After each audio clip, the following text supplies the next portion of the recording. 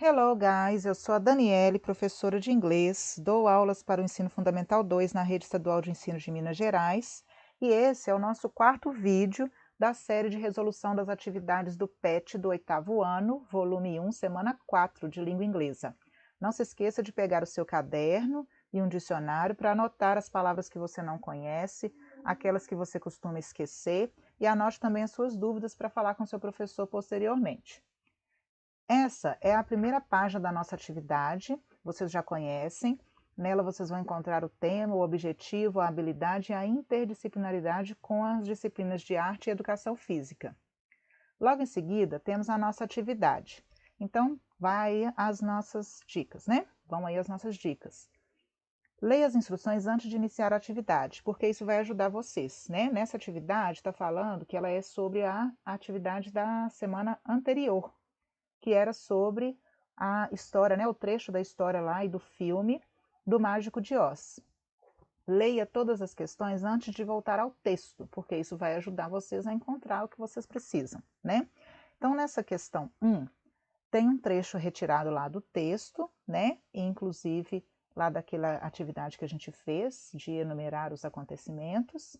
E estamos falando sobre pronomes. O pronome it se refere a Uncle Henry, Aunt Em, ou Uncle Henry and Aunt Em's house.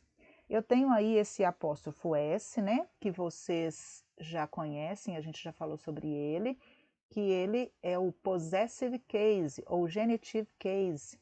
Ele indica posse. Então, aqui nesse caso eu estou falando a casa da tia Em, a casa do tio Henry, tá? Só para vocês lembrarem aí. No final do vídeo eu vou dar mais algumas dicas, tá? Vamos ler o trecho para a gente ver. Then, a strange thing happened. Uncle Henry and Aunt Em's house began to move. Então, alguma coisa estranha estava acontecendo e a casa da tia Em e do tio Henry começou a se mover. It turned around and went up and up. Ela começou a, né, girar, subir. It was in the center of the cyclone, where the north and the south winds met. Então, ela estava no centro do ciclone, onde os ventos, né, se encontram no norte e no sul. Então, como a gente está falando de pronomes e do pronome it, vamos ver a quem ele se refere. O pronome it vocês já sabem que é ele ou ela, usado para coisas, né, objetos ou animais.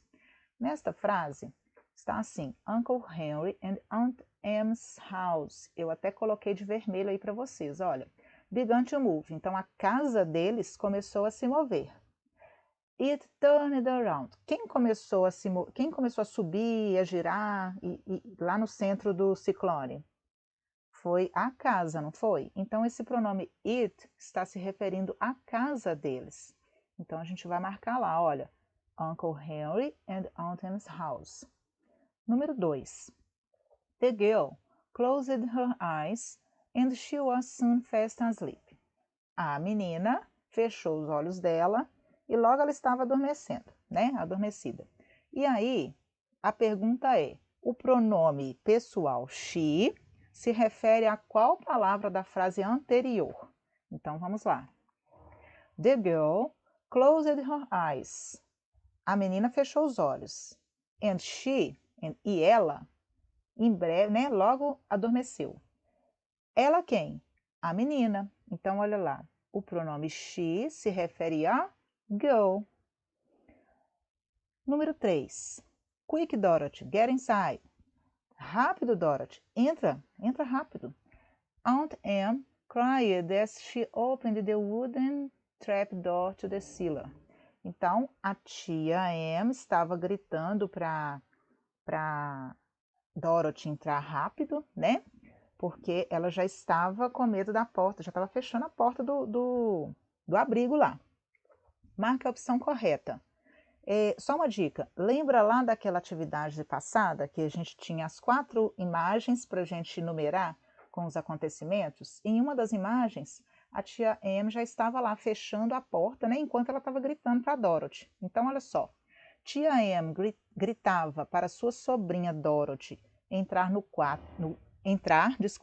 enquanto abria a porta de madeira que dava para o abrigo, ou a tia Em gritava para sua sobrinha Dorothy entrar e depois ela abriu a porta de madeira que dava para o abrigo. Ela estava fazendo as duas coisas ao mesmo tempo, não era? Ela estava fechando a porta, abrindo a porta, e enquanto isso ela estava gritando para a sobrinha dela, né? Entrar rápido. Então vamos marcar lá. Número 4. Complete o texto com as palavras dos quadrados. But today, Dorothy and Toto were not playing. Ponto. Aí começa as partes aí para a gente completar. Vamos ver as palavrinhas lá do quadro. Eu tenho doorway, que a gente já sabe que é porta, o vão da porta. Uncle, que aparece o tempo todo na frente da palavra, do nome do tio dela, que é Uncle Henry. Então, uncle é tio. Wind, que é vento. E cyclone, que é o ciclone, né? Palavrinha cognata aí. Então, na próxima, depois do ponto aí, né, de playing, começa Henry was standing with Dorothy in the... Então, qual é a palavrinha que fica sempre antes do Henry? A palavrinha uncle. Tio Henry estava com a Dorothy onde? Olha só. In the of the little house. Onde ele estava da casa pequena deles? Na porta, né? Então, doorway of the little house. He was looking at the gray sky and he was very worried. Ele então estava olhando para o céu cinza escuro, lembra? E ele ficou preocupado. Then they heard the sound of a strong. Então ele ouviu o som de um forte vento, né? O wind. It was coming from the south. Ele estava vindo do sul. It whistled and roared. Ele estava, né? Ele subiou e rosnou. It blew the long grass of the prairie until it was flat. Então ele estava deitando, né? A grama, onde ele passava, a grama estava ficando deitada, porque o vento era forte. There is a, e aí faltou a palavrinha cyclone coming. There is a cyclone coming, am. Então tem um ciclone vindo, am. Uncle Henry called to his wife. Então o tio Henry falou para a esposa dele, né? Depois temos aí a questão 5. But the little dog was afraid of the wind. Mas o cachorrinho tinha medo do vento. He jumped down from Dorothy's arms and ran under her bed. Então, olha lá. Novamente, a gente tem aqui o apóstrofo S indicando possessão, porque os braços, arms, são da Dorothy. Então, o cachorrinho pulou, o cachorrinho, né? Pulou dos braços da Dorothy e correu para debaixo da cama dela, né? O pronome pessoal se refere a the little dog ou the wind. Se refere ao cachorrinho ou se refere ao vento? Então, vamos lá. The little dog was afraid of the wind. O cachorrinho tinha medo do vento. He jumped down. Ele pulou. Quem pulou? Foi o vento ou foi o cachorrinho? Foi o cachorrinho, né? Então, olha lá, the little dog. Número 6. But today, Dorothy and Toto were not playing. Uncle Henry was standing with Dorothy in the doorway of the little house. He was looking at the gray sky and he was very worried. Then they heard the sound of a strong wind. It was coming from the south. It whistled and roared. It blew to the long grass of the prairie until it was flat. There is a cyclone coming, am. Uncle Henry called to his wife. Observaram uma coisa? Esse trechinho é o mesmo trechinho que a gente acabou de completar lá na questão 4. Então, se vocês tiveram dúvidas, era só ter dado uma olhadinha aí, né? E se prestaram atenção. Olha aí a questão 6. Tudo que vocês precisavam está, né? Lá para a questão 4 estava aqui. Por isso que eu falo sempre que é importante, antes de começar a resolver uma atividade, né, ou até uma atividade avaliativa, que vocês leiam todas as questões, porque geralmente sempre tem uma questão que ajuda a resolver uma outra, né, dentro da atividade. Então, tem algumas palavrinhas aí que estão em negrito e sublinhadas, estão vendo? eles são verbos no passado. Como eu disse, né, lá no inicinho das atividades, vocês não se aprofundaram ainda no passado simples, mas já dá para ter uma ideia depois de todas essas atividades que a gente fez aqui, né? A maioria dos gêneros textuais que a gente viu aqui, né, a biografia, o conto e agora essa historinha, né, tem muitos verbos no passado, contando de coisas que já aconteceram. Então, olha aí a dica. O texto narrativo utiliza muitos verbos no passado. E em inglês, de acordo com a sua terminação, eles são chamados de regulares e irregulares. Copie os verbos em negrito e os coloque na coluna abaixo adequada. Então, nós temos aí duas colunas. Nós vamos colocar os verbos regulares na coluna dos regulares e os irregulares na coluna dos irregulares. Vai aí a minha dica. Os verbos regulares são aqueles que mantêm a forma original acrescido de ed.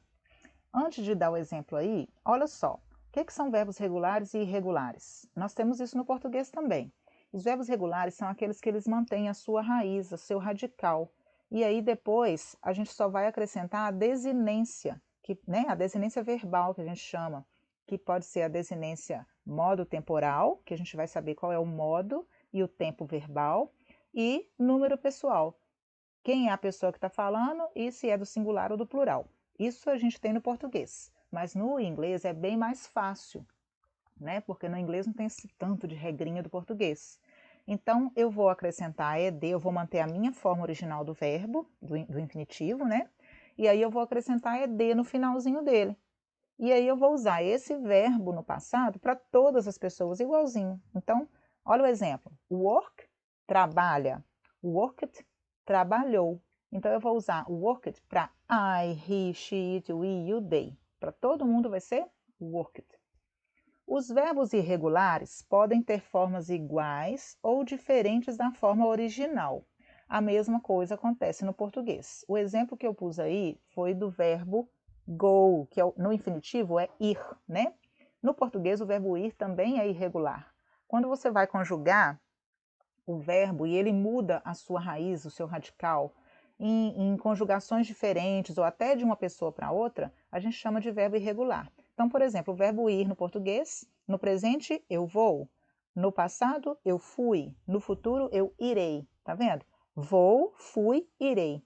Mudou totalmente o seu radical nas conjugações do presente, passado e futuro. A mesma coisa acontece no inglês com o verbo ir, que é o go. No presente, ele fica vai, olha aqui, go, vai. E no passado, went, foi. Então, nós vamos fazer isso agora. Lá no texto, a gente vai observar que eu tenho alguns verbos que estão sublinhados juntinho com o outro e o ing no final, que é o que a gente chama de gerúndio. Quando a gente usa o verbo to be com o verbo principal e o gerúndio, a gente está falando do tempo continuous, né? Aquela ação que está em andamento em um determinado tempo. Então, quando eu estou falando no presente, eu uso o verbo to be no presente, conjugando direitinho, né? Am, is e are, mais o verbo principal no gerúndio, que eu vou acrescentar o ing lá no finalzinho dele, né? O gerúndio é o ando, endo, indo, no final dos nossos verbos no português. Então, cantando, sorrindo, brincando. E aí, no passado, quem vai para o passado é o verbo to be. O passado do verbo to be é irregular. Então, o am e o is vira was e o are vira were. Então, vamos lá. Verbos regulares que a gente encontrou lá no texto são aqueles que vão terminar com ed, né? Eu tenho o wished, que é assobiou, roared, rosnou, called, chamou. Depois eu tenho os verbos irregulares. Então, lembrando que eu coloquei aqui tanto os que estão, né, o verbo to be sozinho, como os que estão no past continuous, que é uma ação em progressão, uma ação em andamento no passado. Então, a gente tinha lá no texto were, was standing, was looking, was, heard, que é ouviu, né, é irregular, was, novamente, was coming, né, estava vindo, e blew, que é o deitar a grama lá, né? Naquela parte que ele fala que a grama estava ficando toda deitada, onde ele passava, ele deitava a grama.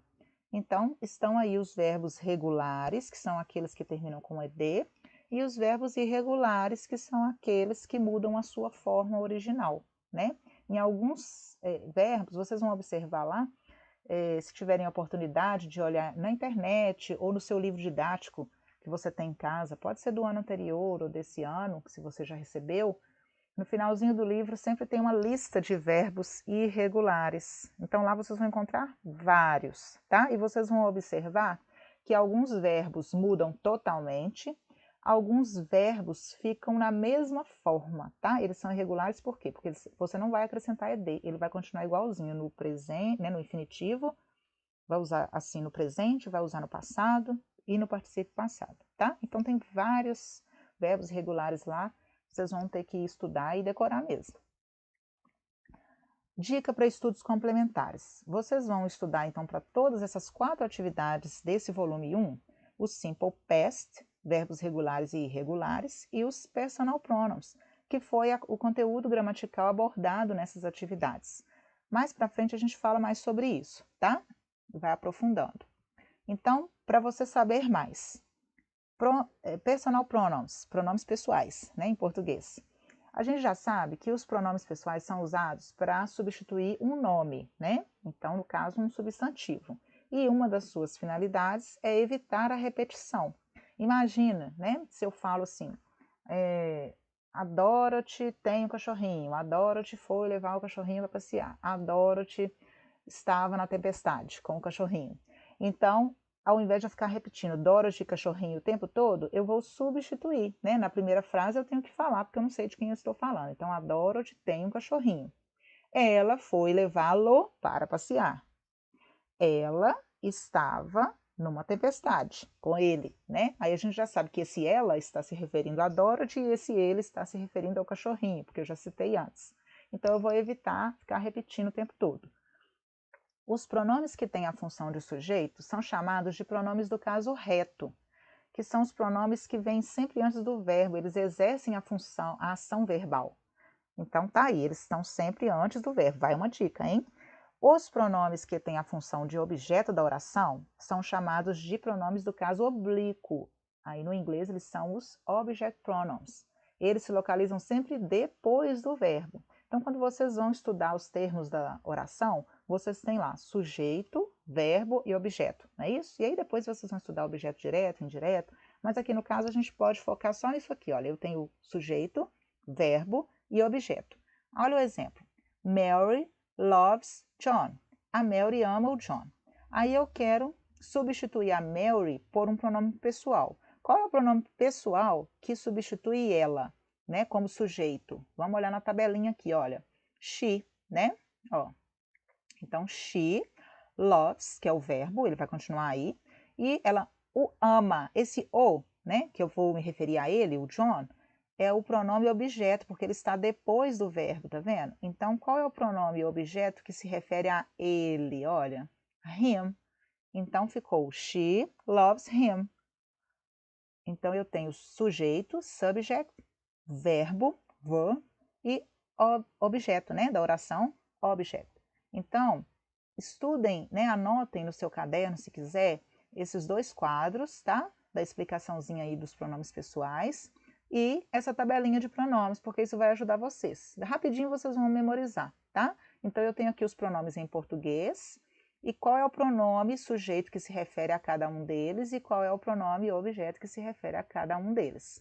Vamos repetir aqui rapidinho só para vocês verem a pronúncia? Então, o pronome sujeito de eu, I, me, pronome objeto. You, you. He, him. She, her. It, it. We, us. You, you. They, them. Eu espero, então, que tenha ajudado vocês, mais uma vez. Peço que refaçam as atividades seguindo esse passo a passo. Não deixem de entrar no site do Estude em Casa, no app, né, no aplicativo Conexão Escola, e fale com seus professores pelo chat. Se a sua escola tem Facebook, entre no Facebook e fique atento às informações. E se cuidem. Take care and stay at home. Até a próxima!